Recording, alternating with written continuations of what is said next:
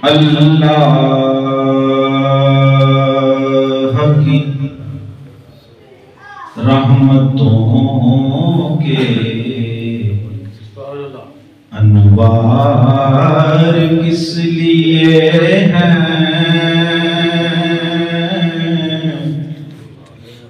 अल्लाह की रहमतों के अनवार किस लिए हैं।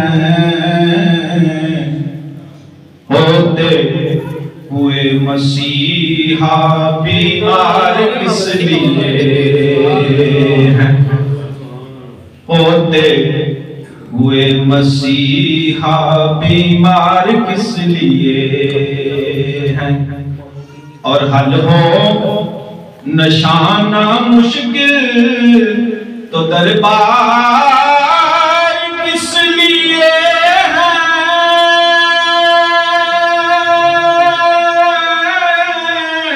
मुजरिम ना बख्श जाए तो सरकार किस लिए है। मुजरिम ना बख्शे जाए तो सरकार किस लिए है। पर इश्क सच्चा नसीब है आशिकां दा। आशिक इश्क सरूर नाल सजदा है। सूली चढ़ जाना भेद खोलना ना ते तख्तादार मंसूर नाल सजदा है।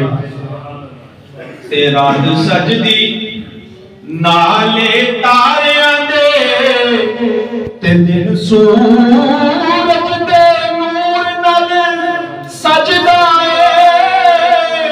कसम रब दी मैं निशान दसां ए सारा जग हजूर नाल सजदा है।